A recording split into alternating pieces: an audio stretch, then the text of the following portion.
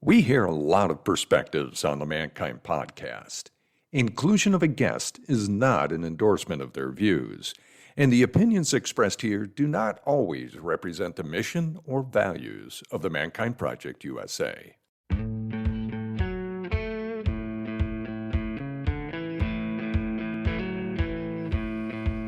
Looks like the rain has gone. G'day and welcome to another episode of the Mankind Podcast, the show where we break the molds of modern manhood to prove there is more than one way to be a man. And today we have the privilege of sitting down once again with a true pioneer in the field of men's wellness, masculinity, and manhood. Daniel Ellenberg is a distinguished figure in the worlds of men's work. With a PhD to his name, he's not only the founder of Strength with Heart, but also a former president of the American Psychological Association's Division on Men and Masculinities. Say that 5 times.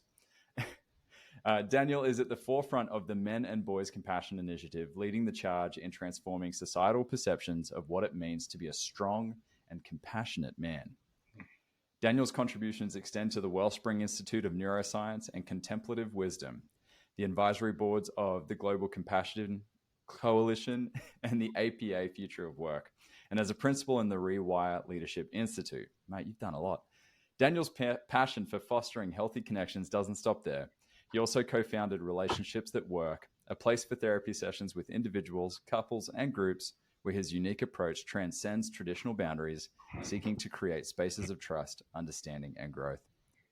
Deeply committed to the mission of the Men and Boys Compassion Initiative, Daniel's work serves as a beacon of light in the pursuit of redefining masculinity. This mission being to re-educate both professionals and the public on the true essence of a compassionate man, while dismantling harmful stereotypes. The Men and Boys Compassion Initiative places a spotlight on the nurturing and empathetic qualities that lie within every man, while endeavoring to minimize traits rooted in dominance and callousness. Above all else, he covets the recognition as the most frequent guest on the Mankind Podcast, whose interviews all land within our top 10 downloaded episodes. Daniel, mate, it is a pleasure to have you with us again. Wow. I think we should stop right there. It sounds so good. Thank you so much. It's all downhill from here. It's all downhill for here. Nothing like ending a long career with let's just go ahead and cancel you before we start. Probably Mate, first time. Mate, I'm grateful that you're with us. We have a lot of great stuff to cover here. But first things first, the Men and Boys Compassion Initiative. What is it? Why is it important? And why are you so committed to it? Right. Well, there couldn't be anything that's closer to my heart, than this, because I look at it in the world and I feel, frankly, a lot of pain, suffering from what I'm witnessing in all corners. And if I were to choose the missing ingredient in everything I'm witnessing, generally it's compassion. Lots of judgments, lots of hostility, lots of judgment, pain, criticism, not a lot of compassion. And that goes across the political spectrums, it goes across the gender spectrums, it goes across socioeconomic spectrums. It's pretty much everywhere you look. There is, as in Buddhism, they talk about the deadly triad: greed, delusion, and hatred. And really one of the major ways that we deal with these human propensities, and they certainly are human propensities, is to add the element that really binds us all, which is compassion. And so the Men and Boys Compassion Initiative, in recognizing that, we're really looking at fulfilling our mission, which is essentially how do we spread compassion to boys and men and inspire compassion from boys and men, including toward themselves. And so that is a predominant motif that I look forward to exploring with you, and is certainly at the forefront of what we're looking at and working with in the Men and Boys Compassion Initiative. This is clearly an initiative that approaches many fronts, right? Where we've got to not only touch the hearts and minds of those who may not be aware of where and how men and boys are struggling in society today, but also men and boys getting them bought in, right, to be able to advocate for themselves and their needs. But in showing it, they have to give it to themselves. They have to be able to show it to others. And this is a practice that evidently we have not been taught for generations. No. I mean, the irony on one level is that it's something that needs to be taught, and it's also something that's natural. And so we are born with compassion. I mean, there have been all kinds of studies around seeing little infants where one little infant is crying and another one comes up and tries to soothe that infant. The compassion exists within us. I think it's actually something that gets drilled out of us. And certainly as boys, when you see the profound connectedness and vulnerability of little boys, it's clear that it's part of the hard wiring. But just because it's part of the hard wiring doesn't mean it will continue to be, because the soft wiring of the conditioning can be counter to that. I mean, I know that you've had, for example, Naomi Way on, and you've had Judy Chu on, who are both people who are seen and witnessed and researched how little boys wind up learning the boy box, which is don't show emotions, be stoic, keep it all in. Be heterosexual, don't be a girl. All of that stuff that fits into a pre-designed box there is really what the problem was. And so a lot of my historical work, and certainly my current work, is around deconstructing that and saying, you know what, that's not natural. That education itself is not something that is preordained.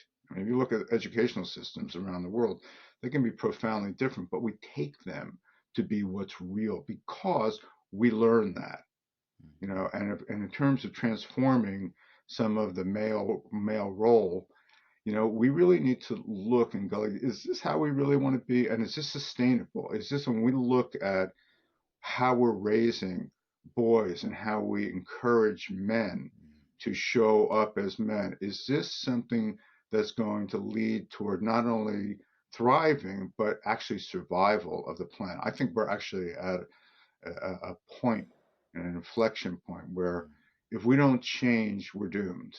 And I don't mean to be a doomsayer, but when you look out at the statistics and what's going on in the multiple pandemics, and I'm not only talking about COVID, I'm talking about climate change, I'm talking about the rise of fascism, I'm talking about the rise of domination and control and all the wars that are currently going on. It doesn't look great.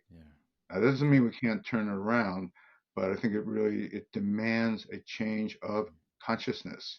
And that's the biggest problem. It's consciousness everywhere you look. And so compassion is, I mean, to me, and I feel this deeply every day. Compassion is really what we need. And it's hard. Compassion is hard. I struggle with it myself. I can go into my own delusion, greed, and hatred, and judgment and all that. So I'm not holding myself up as some beacon. I'm a master of this. I'm not.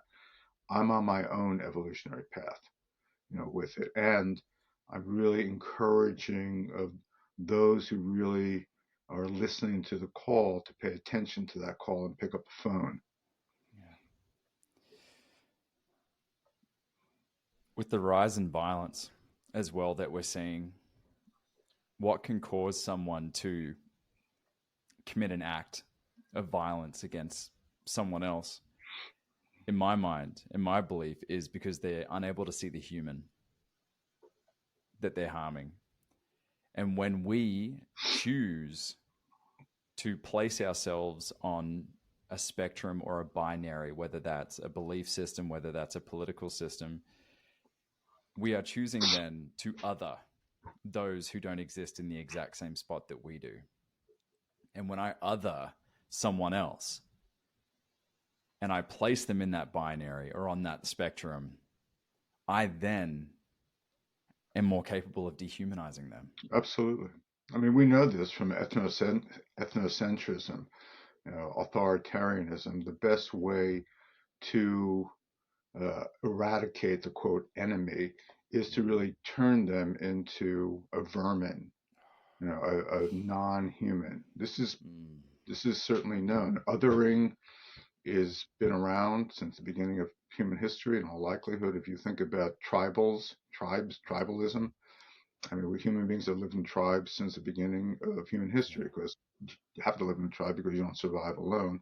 And the stranger, can bring in some types of disease. I mean, when we look at like, why is it that people do naturally be distrustful, of strangers? Some of the early evolutionary history is that they were perceived as potentially bringing in viruses that could kill them, and there's probably some truth to that. And so the kind of implicit suspiciousness, of the other is hardwired, and is part of what we have to really confront. Is that as the world has evolved, or some might call it devolved, certainly we have many, many more human beings on this planet, where it's a globally connected, international experience out here. Those boundaries between tribes have been breaking down, but at the same time, the threat has not. And so we're dealing with the kind of human threat defense system, which is natural. If you think about human nature, human behavior, first order of business in terms of meeting the other is kind of safety versus threat, friend or foe. So of course that makes sense because not everything is safe on this planet, as it turns out. But we do tend to exaggerate and overemphasize the negative, because if we make a mistake, if we mistake a stick for a snake, versus a snake for a stick, we're doomed.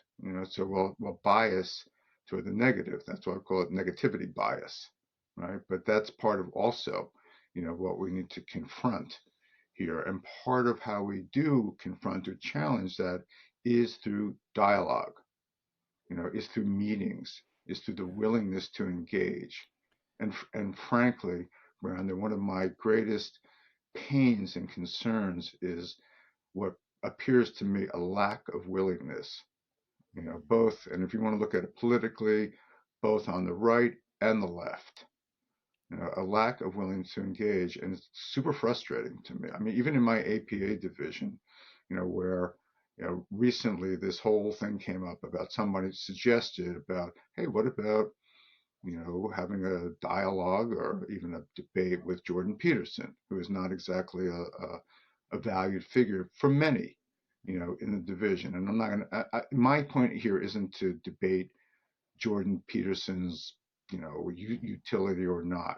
I was just shocked when I was supportive, like, yeah, like whoever, like if you have differences of opinion, my attitude is like, talk about that. But a lot of people are kind of like, we don't talk to people we disagree with. I'm like, what? It's just baffling and mind blowing to me. I mean, what if Socrates said that? I mean, if you look at the foundations of Western civilization, a lot of it was on argument, and that doesn't mean arguing with each other the way people tend to think of it. It means like, it's basically, how do we discuss ideas and the veracity and the utility of different ideas and the impact of those? If we don't actually talk about them, how do we make progress? How do we actually even potentially influence those who may, because of their upbringing, their own conditions, their own context, how do we even introduce them to different ways of seeing things? To me, it's super disturbing. Well, if we look at one of the more, somewhat recent examples of the importance of opening dialogue with people you disagree with, before America entered the Second World War, there was no hope in Russia and the UK getting aligned as allies. You had Stalin, who was incredibly distrustful of the British, and then you had why am I forgetting his name right now? Bring up history, can't even remember his name. Churchill, who also had a mutual disdain for Stalin, and then FDR came in and was able to be the glue. He was able to use his diplomatic skills, his ability to communicate. I mean, there's a lot of evidence that shows that Stalin had a lot of admiration and affection for FDR. One, because FDR poked a lot of fun at Churchill when he wasn't around. But what he was able to do was come in at a crucial moment and be able to create dialogue, to be able to create some form of Right. unity with the Allies, to be able to defeat Nazi Germany Right. and Italy and Japan. There's just recent proof of how important it is to open and create that dialogue, but there is no hope. If we're not prepared to have a discussion with those that we disagree with, you are just digging those battle lines even Absolutely. deeper. And it's mind-boggling to me that those in academia, those that are committed Right. to supposedly the betterment of society and betterment of understanding one another, choose to try and look at it from a distance with narrow optics, as opposed to gain insights from those that they disagree with. I mean, I can only imagine how sore your head was from beating it against a wall.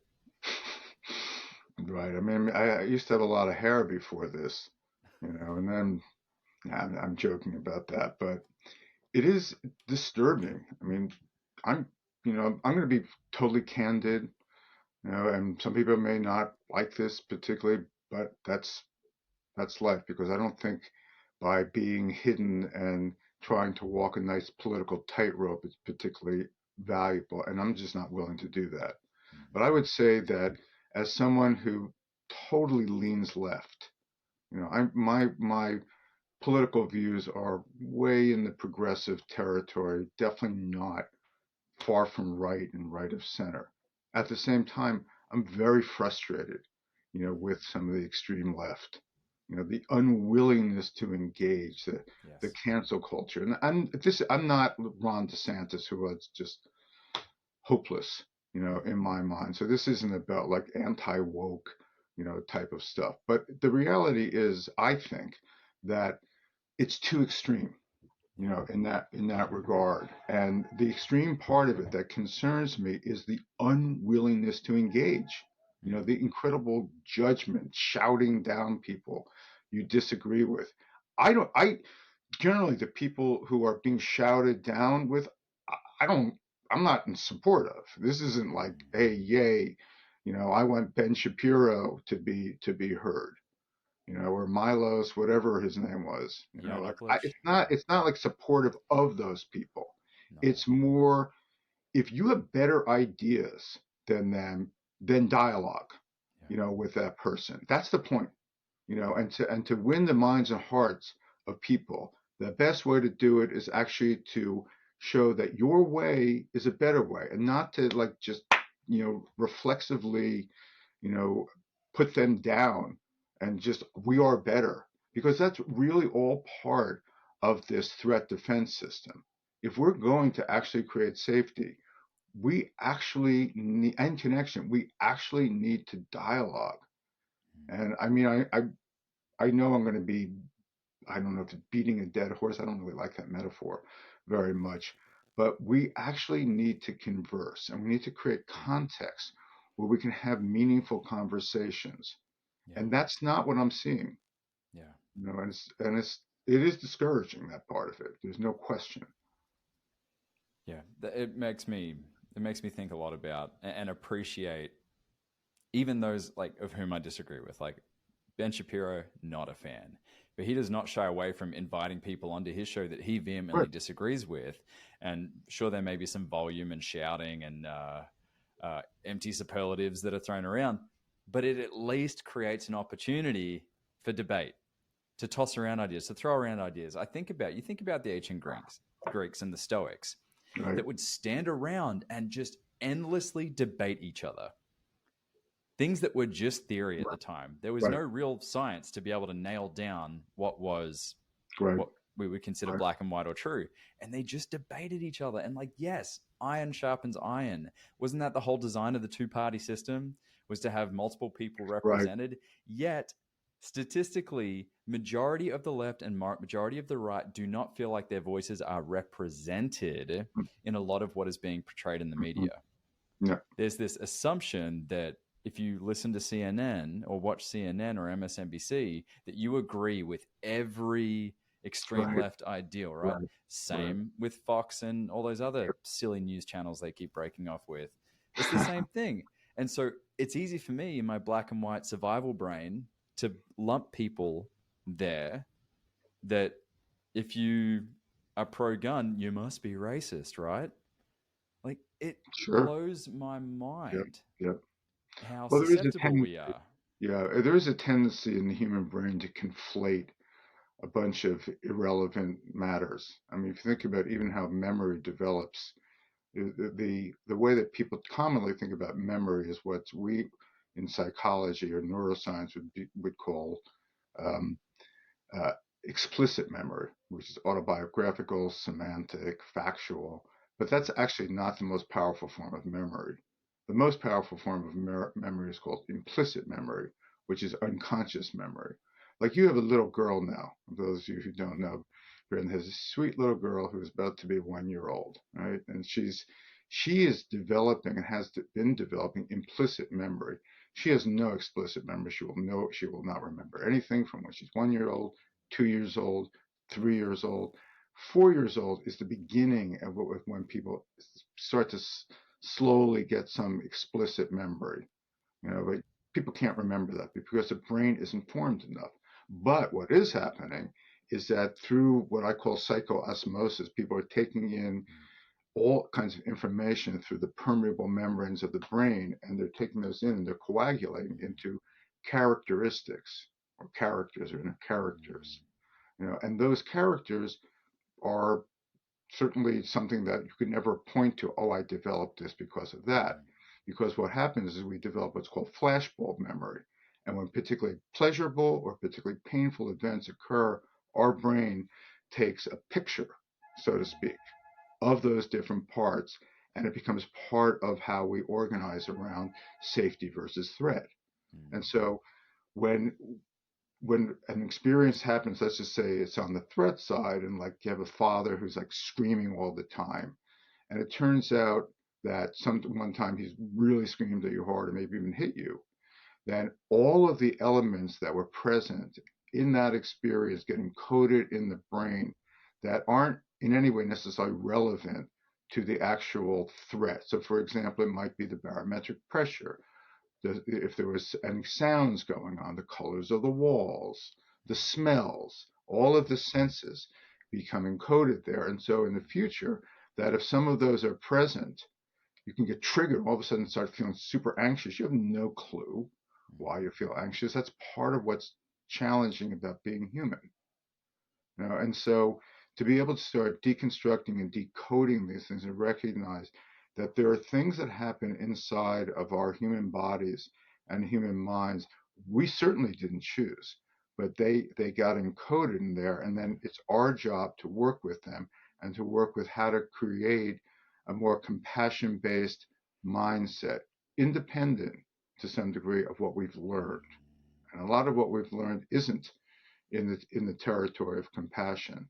And so I know for me, growing up with a major rager father and a bit of an emotional war zone that I grew up with, that I've had to work really hard to not be living in a war zone, and I absolutely created more enemies, adversaries when I was younger, and over the years, as I've, you know, evolved, shall we say, based on a vision I had of how I wanted to be. It's like letting go of that stuff, but can still be aware of the part that reacts. I mean, I know that I'm still quite reactive to when I see Trump, and it's like I go, that's not a good manifestation of masculinity or humanity, for that matter. I just think it's divisive, us, them, and I think that's what we really need to challenge. But I can also feel how it triggers my us, them, right? I mean, that's part of the work. You spot it It's because you like got it. if you spot it, you got it, and it's like that's a tough stuff to look at. But actually, that's where you can really practice self-compassion there, because I can go like, I didn't choose this. I mean, I'm a human animal or humanimal. It's like who am I? I'm not special. I'm not different. Like, of course, I'm an animal on this planet. I'm going to be influenced by these things. And how do I want to be? What's my vision? What are my values? Right. It so do the work, right? Do the work is what I'm hearing you say. Know thyself. Know your work. work with a therapist, work with a counselor, sit in a men's circle, do the things that are going to help you identify and dig and identify these parts of you. However, that is a minority of the human species and the human race that is invested and not only invested, but even aware that the resources are there to do the work. So we got to be able to connect and speak to the humanity of a culture that may very well consider themselves completely benevolent in their accusations, in their attacks, thinking that they're fighting for the right side. I mean, someone in my family lives on Twitter and Reddit and is just constantly at war with people, and it makes me wonder, what is it about our brain that rewards that short-term F you? See, I got you, more so than the reward that comes from deepening relationships and understanding and connection with other humans that takes time, that takes work. Right. Well, there's something satisfying, isn't it, about being right? I mean, it's just, I'm sure this isn't revelatory to. I'm married. You're married. You know how it is. I don't know if we should go there. Let's not go there. It's not right. It's not I'm right. perfectly fine going there, but yeah, it's not right for two people that are always in the right to come together and talk this right or wrong. Well, I mean, there is something that's satisfying about winning, and winning is being right? And when you're born into a very competitive, dominating world environment, the win-lose paradigm is paramount, right? So, sure. Man box. There it is. It's come back again. I mean, it's an old biblical saying. It's like me against my brother, me and my brother against our cousin, me and my brother or cousin against a stranger. I mean, it's like there's nothing like a common enemy in a certain way to bring people together, and that we see that all the time. I mean, just like what we were talking about in terms of Stalin and Churchill. I mean, this is part of human nature, and so it is illusory, I think, to when I hear people say, like, we are all good, we are all just wired to be good. I go, come on, seriously, take a look at the world. I think that's true, right? It's paradox. We are wired to be good, but we're also wired to be, shall we say, different from that. Darth Vader, I mean, he was a sweet little boy. He was so cool, but he was like, he got turned to the dark side, right? And this is quite possible for human beings. Like getting over the arrogance that, oh yeah, you're all good, right? Seriously. No, you're not, right? Now, that doesn't mean you can't develop wisdom and compassion and courage and become predominantly good. And I do believe that, but it's not something that's given. It's something that must be earned. And that's why I keep coming back to the compassion piece, because that is the great influencer.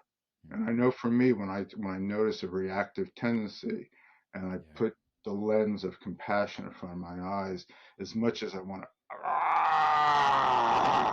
react, I take a breath. Okay, I'm noticing there's a part of me. That's why, by the way, when you said know thyself, I was thinking more like know thyselves.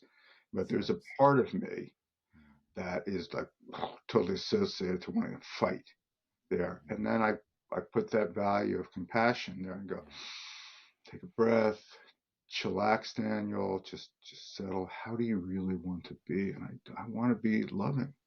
I want to be caring. And I know I have these other parts of me that can be quite operant, far less so now than they used to be. And then I just kind of calm my nervous system, which is a key part of this, calming the nervous system. And then going, okay, now how do I want to be right now? And that's a lot of even what we're looking at in the Men and Boys Compassion Initiative. It's really about teaching compassion. Now, teaching compassion is a bit oxymoronic because on the one hand, as I was saying earlier, Brandon, that it's natural, but on the other hand, it also must be learned. Right? We have to create causes and conditions and context where what's compassion compassion naturally emerges versus what's toxically competitive, which, by the way, is better than calling toxic masculinity. I hate that term, Same. but really it's more, as Paul Gilbert, a great evolutionary psychologist, calls it, toxic competitiveness. Mm-hmm. Winning versus losing, Yeah. always the enemy, but creating context where connectedness, you know, being in love, being a part of, being included is the context. People can relax their nervous system, and actually, shockingly enough, have fun, right? Play, Yeah. right? Play, enjoy, You s- appreciate, have gratitude. All of those beautiful pro-social things can literally be learned and soft-wired, yeah. right? And we need to create causes, conditions, context where that becomes the norm rather than the opposite. Mm-hmm. And that's really what we're looking at. Like, we're really looking at different ways of orienting in terms of even men and boys of color, in terms of inspiring women to be more allies for men, and vice versa. This isn't one way or the other. And part of the challenge, and you and I have talked about this before, Brandon, is this binary thinking that somehow, if we're for boys and men, we must be against girls and women, or non-binary people. If we're for you know people of color, we must be against so-called people not of color who are white, which is kind of a weird way of looking at it, because we're all Yeah. of a certain kind of color, right, in and of itself. That itself is a statement. I even thought, like, Barack Obama was the first black president, the first black, he's half white, right? Mm-hmm. But we don't talk about that, right? So there's just these odd things that We attach to go unnoticed. and create meaning Take around. them as Yeah. true, right? And Yeah. so how do we create conditions in which there truly is more inclusivity, Yeah. appreciation of diversity, Yeah. right? And not always be going like, if it's good for you, it's bad for me. If it's good for them, it's bad for. It's like, no. A couple things. So that zero sum thinking, right? Yeah. So a couple things that springs to mind for me is when you talk about compassion being inherent in children, including little boys. I think about the video of the young boy that lines up to hit the pinata at the party, and then he starts crying and drops the stick and goes over and hugs the pinata. Just so beautiful, so Uh, beautiful. And then another thing from our conversation that comes alive in me is this. Have you seen Remember the Titans? no, I've heard of it, but I haven't seen it. Fantastic movie about a football team in the late 70s that was a high school football team it was merging in the middle of desegregation. And all of a sudden you have this football team that was only white is now being merged with another school that was predominantly black. And all of a sudden you have these two buses going off to camp. One bus has the black students, the other bus has the white students. And Denzel Washington, the coach, comes on and goes, offensive team, that bus. Defensive team, that bus. You are now a team. This is your bus. This is your team. This is your unit. And the parents see them go off in a lot of discomfort. And next thing you know, they're coming back from camp singing and dancing and having a great time because they found that the humanity. They Right, saw the humanity in one another. And right. after going through Beautiful. an experience, they created Yeah, dialogue. They connected. right. We see it in Beautiful. men's groups. I'm sure you've seen it, Daniel. I've got men in my men's group that are, quite pious, and they're very firm in their religious beliefs, and they don't agree or accept gay marriage. They just don't think it's right. Yet there are LGBTQ men in my circle, and these men hold space for one another. They're there for one another. They're able to put that aside Beautiful. to see the humanity in the other. And I'm so proud of this group, and I'm so proud of those men that are able to put that stuff aside, even though it may not change their perspective or their thoughts, but still to be able to see the human being. But it changes their hearts. I mean, it may Yes, not sir. change their cognitive processing, of it, but it opens them to the other, to be inclusive. That's the problem. As you were talking about the Titans, I started getting little tears in my eyes, because that's the kind of stuff that just touches my heart. And that's, it's the heart that we need most. And I actually think that we need to really practice more courage in order to open it, which is actually the etymology of the word itself. And that's from the French, meaning innermost heart, right? Innermost feelings there, and the courage to really be open and, dare I say, vulnerable to being human, right? Because I oftentimes think about this human experience being something that obviously we all share, but it seems as if we're off in these different areas. I mean, the reality is we're all going to die, right? I mean, that's pretty significant, right? Correct. Death has a way of contextualizing life, and to be able to be living into the vulnerability is really an opportunity to be most alive. And I think about how often the way we define ourselves in relation to others is how are we different from them, right? Not how are we similar. And you even think about negotiating, like the Harvard Negotiating Pact is one of the big books there is called Getting to Yes. And basic Yes. idea there is like, what do we agree on? Let's start with what we agree on, right? And then go from there. But that's not how most people orient. They orient toward what do we disagree on? And part of my concern, I'm going to say this with the left now, the right, again, this isn't about supporting, right politics. Sometimes I think wrong politics, that's another thing. But on the left now, that with all the identity stuff, it's, to me, it's too extreme. It's like getting little kids together, these days and going, you be in the Asian group, you're going to be in the African American group, you're in the white group, they don't even know what the fuck's going on. Yeah. There's a book called The Identity Trap.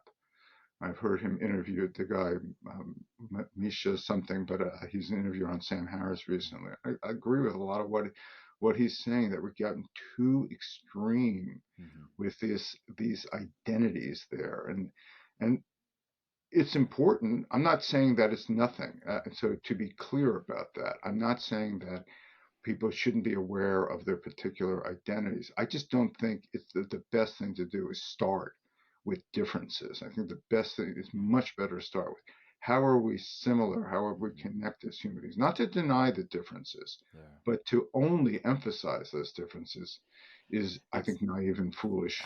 And it's who's teaching it, right? The energy that they're creating and the container that they've set up in the room of who's teaching it. I mean, I've done a couple DEI trainings and I've learned a lot about myself.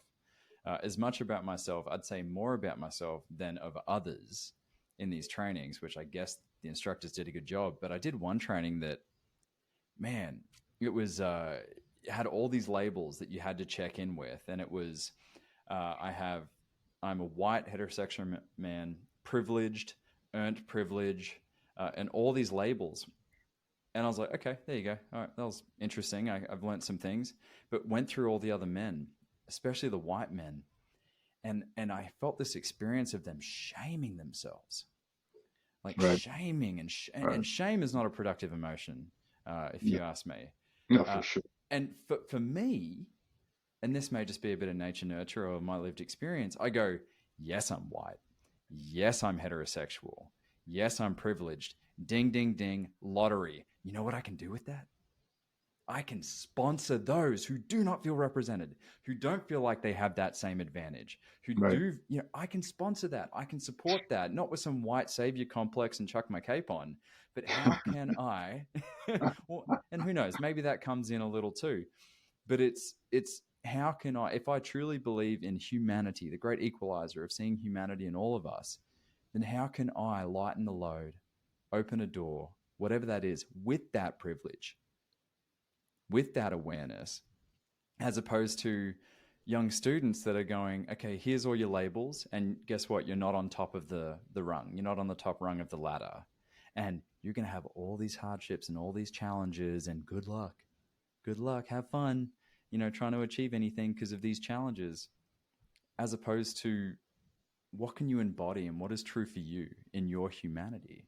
Again, might be walking on some skinny branches here as a non-authority on the matter, kind of thinking out loud here. But this is what I'm witnessing when my Black friends and brothers in this work go, I am an American of African descent. Right.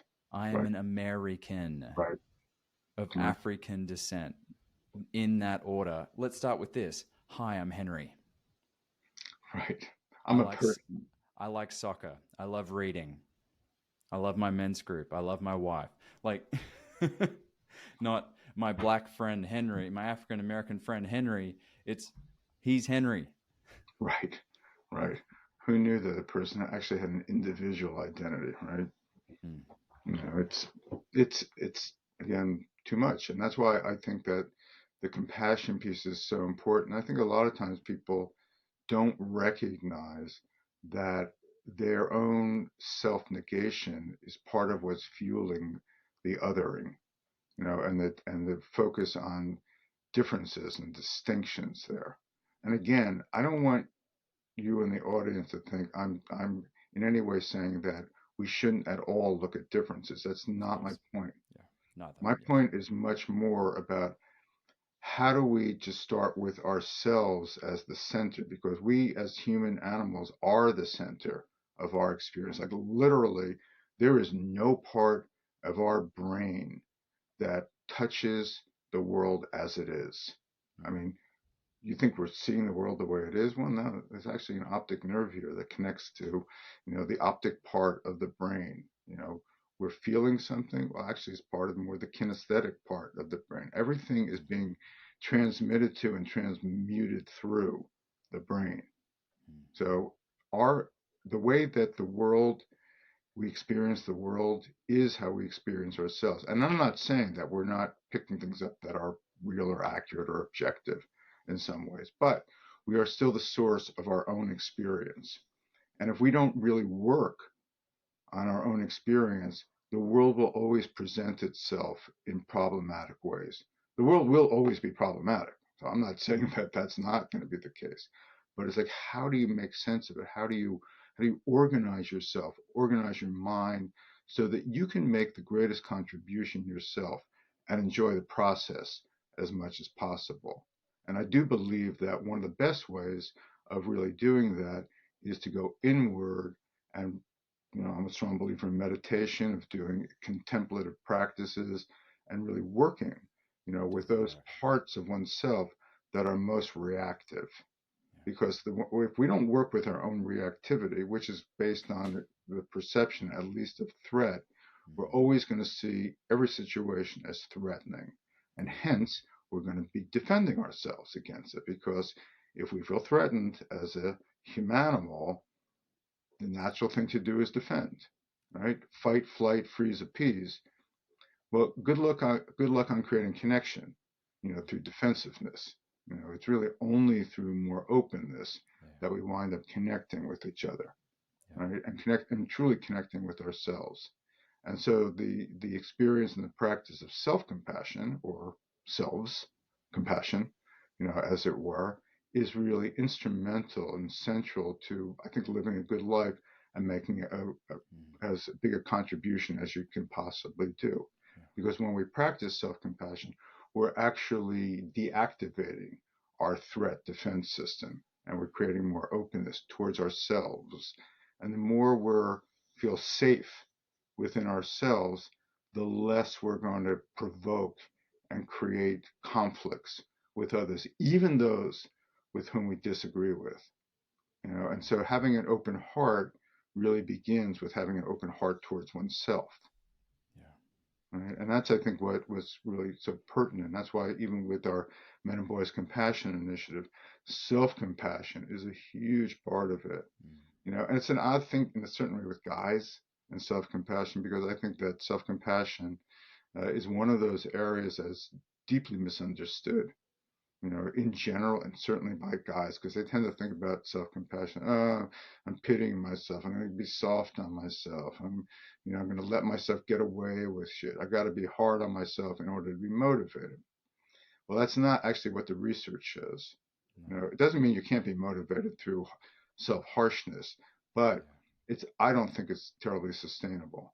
Yeah. And so if we look at self-compassion as not only the ways we typically look at self-compassion, which is nurturing, caring, provide, caretaking oneself, yeah, that's certainly part of self-compassion. But we find in the world of mindful self-compassion, a body of work created by Chris Germer, great friend, great person, and Kristen Neff, they're looking much more now at what they're calling fierce compassion. I don't love that term, but like, or yang compassion, which is basically about how do you, protecting yourself, providing for yourself, motivating yourself, which are actually typically seen as part of the more traditional male role. And I think that the common ways of looking at even the masculine and feminine, again, terms I don't love, I prefer looking at, more, I like just even yin or yang there, because they're all human traits and human capacities versus segmenting those into the way men should be or the way women should be, or, those it's too limiting. rigid roles and definitions that are just archaic, that we're outgrowing those clearly. Yeah, slowly. I love that. So, dear friend Dene Sebastiana wrote a book called Fierce and Tender, and it's being able to hold the duality of a capacity to kill, a capacity to defend, a capacity to fight for that in which you love and care for, but also the capacity to be tender, loving, caring. You're allowed to have access to these things. They are human qualities, not male or female. They are human qualities. And being able to identify, I have this theory. It's an 80-20 rule. It's like light side, dark side, carrot, stick. I like 20% stick, 80% carrot. I need 20% of my motivation to come from, F you, F this, F that. Some external, philosophical, internal problem that needs to be just taken out. But like you said, it's not sustainable. That's masochistic. It's self-harming. Whereas 80% is looking forward. Where are we going with this? And my challenge on any new warrior training or men's kind of program that I'm a part of is coming in as the young guy. I want to make it very clear that ageism certainly exists. Sure. I have some degree of leadership in the organization, and I come across a lot of older blokes that want to cut me down, tear me down, put in ceilings. And through great mentorship, I've learned that when that comes forward, the person who's really pushing down on my head the most, I'm going to go, you're going to be my best friend at the end of this weekend. You're going to be my best friend. We're going to be a fantastic team and dance very well together on these things. So how do you do that? How do you do that, Brandon? It's like because when you think about that dynamic where someone is perceived at least as an enemy, right? Like whoever these guys are, I would imagine perceive you as some type of threat, in some way. And then they're trying to elevate themselves in relation to you, and that you're getting the message there. The very common reaction that most guys would have is, well, screw you. I'm going to fight you. I'm going to get defensive. Yeah. I'm either going to fight you, I'm going to run away from you, I'm going to freeze. I'm not going to open to you, for sure. It's there. Trust me. It comes up. It's silencing that. So I'm going to take it back to our first interview you and I ever did together, right? Courageous conversation. The three things I pulled from that, first and foremost, is clarity of intent. What do I want for this relationship? What do I want? Do I want to be right? Do I want to be better? Do I want you to look bad? Or do I want us to be in right relationship? And be honest about that, because that also allows me to be like, you know what? I have zero time, energy, or desire to connect with that person, and that's a personal boundary for me. And I can let that be until new instances or new data shows up that makes me want to inquire further. But clarity of intent, more than anything, generally I want to connect with that person. Find a way to seek the common humanity. The second one was curiosity.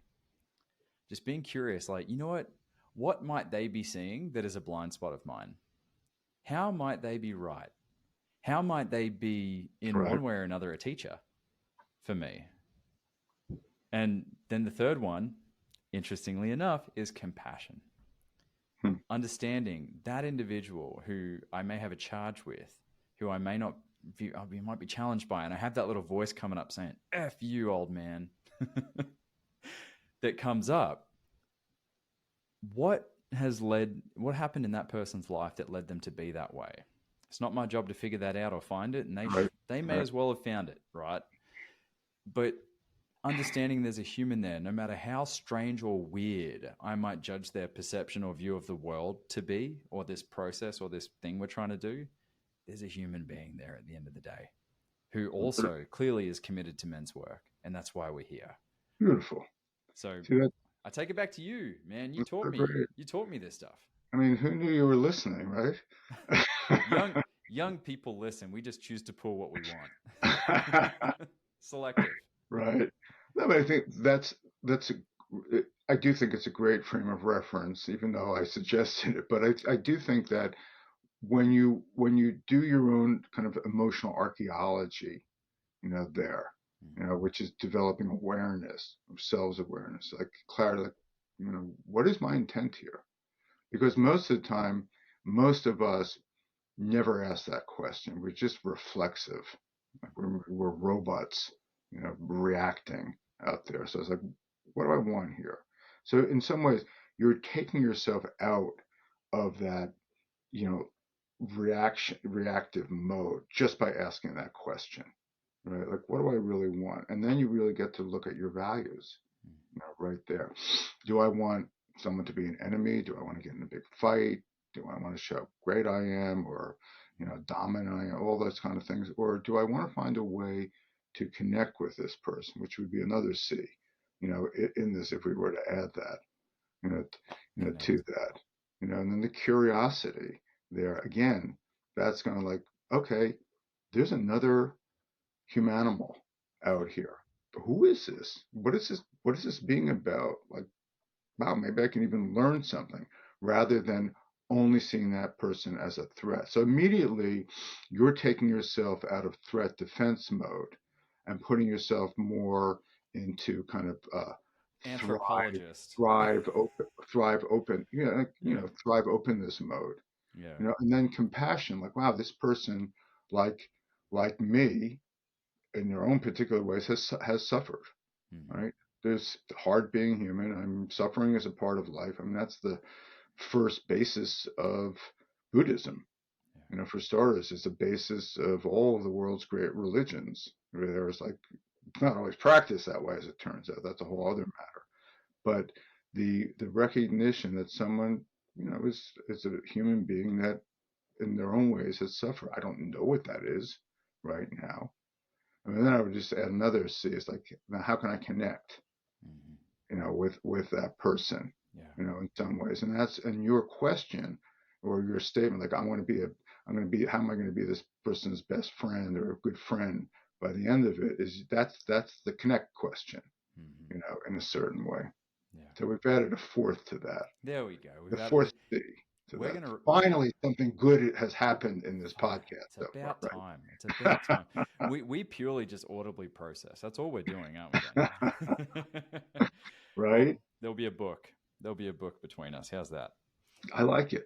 Yeah. Well, I mean, it's interesting, Brandon, because, you're obviously much younger than I am. I'm very aware of that. Even I see my face here and seeing your face, you're a young guy, and I'm older, right? And so I could feel like, God, I wish I looked as good as I did when I was younger. And Brandon looks good and he's young, and I look old. And I could be in that state of self-judgment there, of non-acceptance.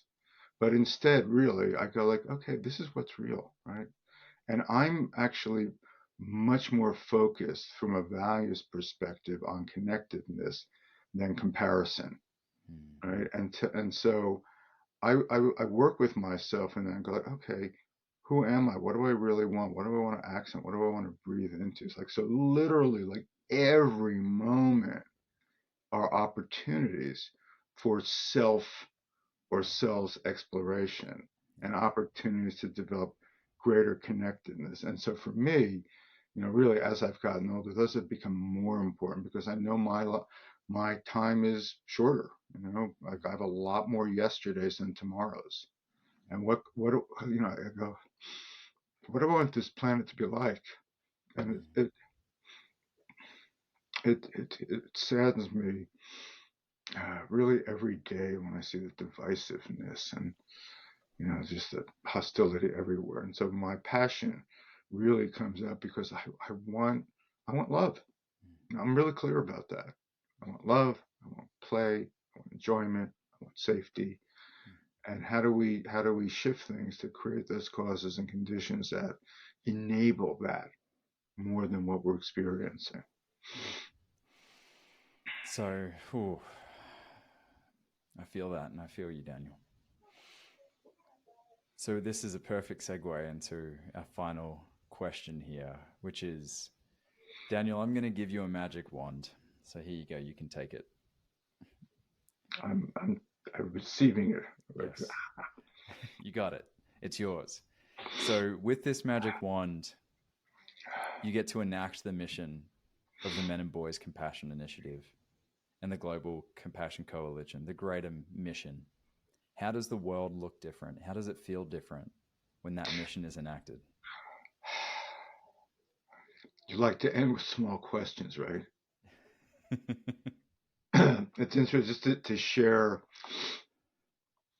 my first experience, which is kind of physiological, which is I feel tightness in my throat, and I know that there's more than a bucket full of grief that I carry about the way the world is and the way I've been, in the world.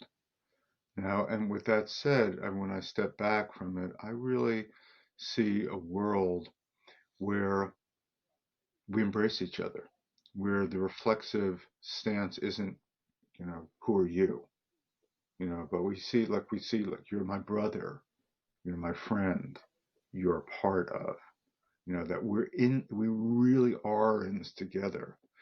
I think about Edgar Mitchell, who was a NASA astronaut who was on the moon, and he looked back at the Earth and he had this revelation, right? That we are one Earth. And that's what led him to start the Noetic Society afterward, was a knowing, and so I want a world where people really care, that's another C, right? Where people are open, to others, where we don't look at someone's skin color, or their gender, or their size, or their this. There are certainly hardwired things that make us create separations, but we can expand our minds, that we can evolve some of those hardwired tendencies to otherize, and we can make a part of through our practices. And those practices are both intrapersonal within ourselves, the practice of self-compassion, of meditation, mindfulness, of calming the nervous system, and also interpersonal, where we meet people, who are not only similar to us, but are different from us, and truly are curious, like, how did you come to be the way you are? Like, I think about Jim Jordan, who I'm not a fan of, right? Not a fan of Jim Jordan. Gym teacher in Congress? Right? Yeah. And I try to step back and go, maybe I'd be just like Jim Jordan if I had his temperament. I was born to his parents, I was in his schools, and had his peer group. I have no idea. I really don't know. But it's not an accident that people develop socio-political groups that seem to be consonant and congruent with the group that they were raised with, right? I mean, it's not always that case, but it often is. And it's so easy to judge that. But how to actually truly empathize and put yourself in the other person's position, walk a mile in their shoes, as it were. And so the world would be such that people thought, you know what, I'm not so special, and the way I see the world isn't necessarily the best. What's it like to be that other person, and to be truly curious, and so for me, when I think about, if it's like, quote, debating Jordan Peterson, or Jim Jordan, or whoever, I would really want to come from the place of, like, I want to understand you. Like, I see the world differently. I'm not gonna deny that, but it's like, I see the world differently. How have you come to see the world? What makes sense to you? Because the reality is, life makes sense to people. Yeah. right? It may not make sense to us. In fact, our own lives may not make sense to us. But somehow, if we can open up our frame of reference, we can actually start to make sense of things. And that's what we actually need to do, create more shared understanding. And we know that what is it that leads toward greater collaboration? There's a lot of research on this in organizations, and there's two areas that stand out. It's shared understanding and it's psychological safety. Right? And I think that part of what this is about is creating greater openness versus defensiveness. I think that's the biggest kind of paradigm that we need to look at. And when I think about for you, Brandon, who really are a very open person, I care about you, I respect you, I believe in you. I mean, you're awesome, right? And one of the reasons why is because you step back.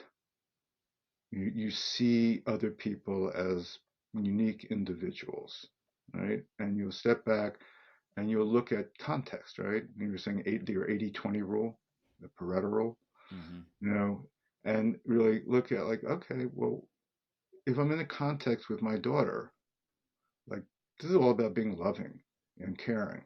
If I'm playing a sport, you can't afford to be so empathic, with your opponent, right? Yeah. Know your paradigm.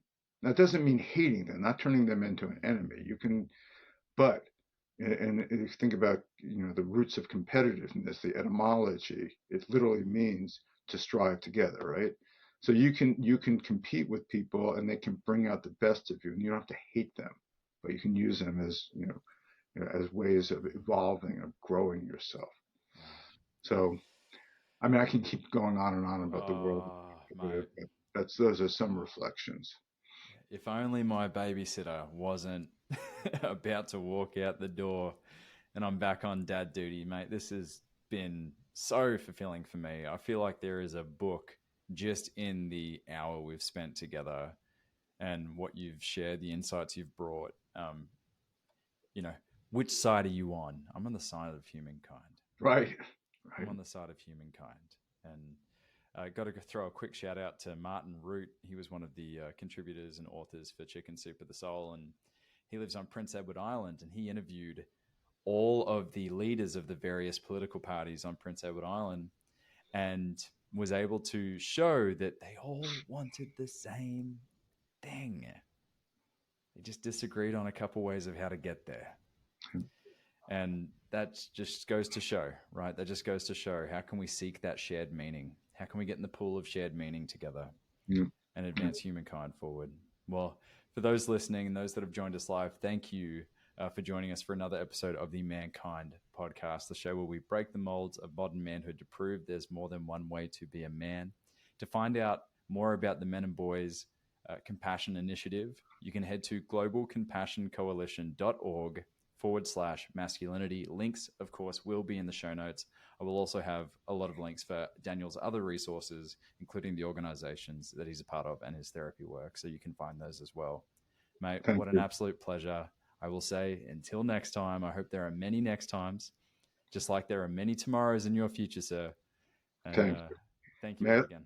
May I say one last thing? Of course. Which is that the Mankind Project is going to help sponsor our Men and Boys Compassion Initiative, which is, we haven't had a date. It's probably going to be in May online. And so hopefully we'll have a lot of you show up for that. I'm very connected with Boyson, who is partnering with me, in developing this conference. Yeah, absolutely. Yeah, and I know Boyson's on a part of the team, so that's fantastic. We'll be able to give all of you updates as time goes on. And Daniel, if you ever need an MC, just let me know. You're the best. I'm the best. You're the best. You're the man. I'm amen. Thank you. Thank you. Thank you to those that have joined us, and lots of love. We will see you all next week. This has been another episode of the Mankind Podcast, produced in association with the Mankind Project USA. We have been your hosts, Boyson Hodgson, and myself, Brandon Clift, and we want to thank our guests for joining us today and imparting their wisdom from their experiences in this amazing journey called life. If you want to find out more about today's guests and support them in their mission, you can find links to them in the show notes. Now, if you have found gold and insights that you believe could benefit your loved ones and those you care about, be sure to share it with them. And of course, we are always grateful for a rating and review of the show on iTunes.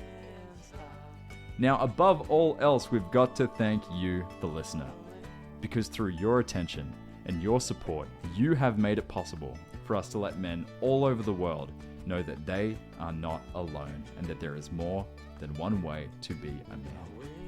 And if something in this episode has touched you, then perhaps it is the call to action to get involved in men's work. With live trainings happening constantly and in-person trainings happening all over the world, the Mankind Project definitely has something for you. Now, if you've enjoyed the music in this episode and all of our episodes, be sure to check out Jim Donovan and the Sun King Warriors. I have links to them in the show notes. And lastly, just know, what it means to me to be a man is completely different than what it means for you. That is the beauty of this journey. So if you are looking for guidance, support, and community as you begin to unpack and dive deeper into your men's work journey, then you know where to find us. Same place, same time, next week. Lots of love. We'll see you then.